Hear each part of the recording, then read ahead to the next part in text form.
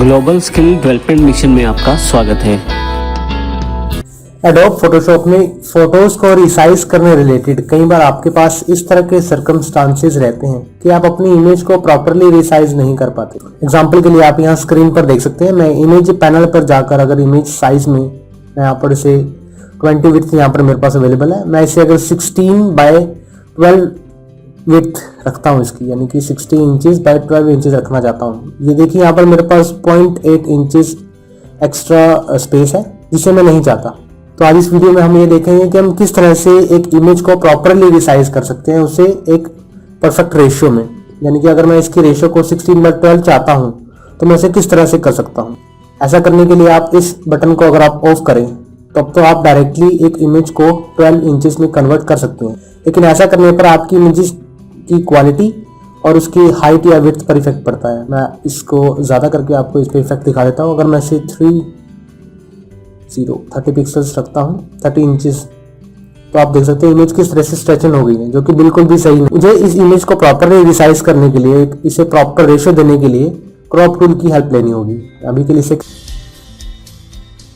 Cancel करता हूँ। Crop tool को सिलेक्ट करने के बाद मैं यहाँ पर इसे रिसेट करता हूँ। रिसेट टूल रिसेट करने से आपके जितने भी रेशियो का जो डिवाइडेशन होगा तो वो इंडिपेंडेंटली उसमें कन्वर्ट हो जाएगी, रिसेट हो जाएगी, जिसे आप इंडिपेंडेंटली चेंज कर सकते हैं। अभी के लिए इसे रिसाइज कर लेता हूँ, चेंज कर लेता हूँ। क्रॉप टूल में जाने के बाद इसे रिसेट करेंगे। एंड देन रेशियो में मैं यहाँ सेलेक्ट करता हूँ हाइट, विड्थ एंड रेजोल्यूशन। इसमें मैं अपनी इमेज को प्रॉपरली विड्थ, उसकी प्रॉपरली हाइट और उसके रेजोल्यूशन यानी कि पिक्सल्स पर इंच को मैं मैनेज कर पाऊंगा। तो मैं यहाँ पे 16 इंचेस की मैं इसकी विड्थ रखना चाहता हूँ एंड जो हाइट रहेगी, इस टैब से इस टैब में जाने के लिए अपने कीबोर्ड पर टैब की को प्रेस करूँगा। उसके बाद मैं डायरेक्टली अगले पैनल में, अगले सेक्शन में चला जाऊँगा। एंड देन यहाँ पर मैं 12 सेलेक्ट करता हूँ।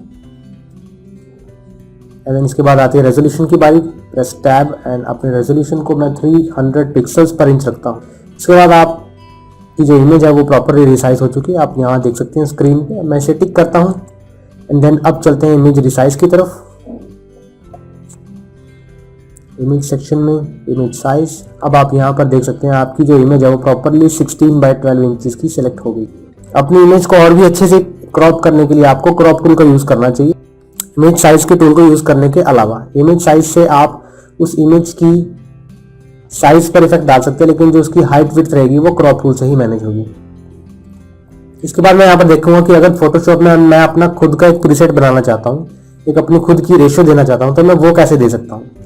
क्लिक करने के बाद मुझे उसकी हाइट, विड्थ और पिक्सल्स को डिफाइन करना होगा। मैं यहाँ पर 16/12 बाय 300 पिक्सल्स पर इंच रखता हूँ। ओके करने के बाद आप देख सकते हैं कि यहाँ मेरे पास एक नया प्रीसेट जनरेट हो चुका है। अब अगर मैं इसे ओरिजिनल रेशियो में रखता हूँ और फ्रीली एडिट करता हूँ एंड टिक करने के बाद अगर मैं इस इमेज को 16/12 और 300 पिक्सल्स पर इंच में एडिट करना चाहता हूँ या क्रॉप करना चाहता हूँ तो मैं उसे डायरेक्टली यहाँ से कर सकता हूँ। मुझे बार बार इस ऑप्शन की ज़रूरत नहीं पड़ेगी। मैं इस ऑप्शन पर क्लिक करके इसे फ्रीली एडिट कर सकता हूँ। तो इसी तरह से आप अपनी इमेज को परफेक्टली क्रॉप कर सकते हैं। आगे की वीडियो में हम देखेंगे कि हम किस तरह से अपने कैनवस साइज को इंक्रीज कर सकते हैं, यानी कि जिस वर्कस्पेस में हम काम कर रहे हैं हम अगर उस वर्कस्पेस को ही बढ़ाना चाहते हैं तो किस तरह से बढ़ा सकते हैं, इसके बारे में अगली वीडियो में देखेंगे।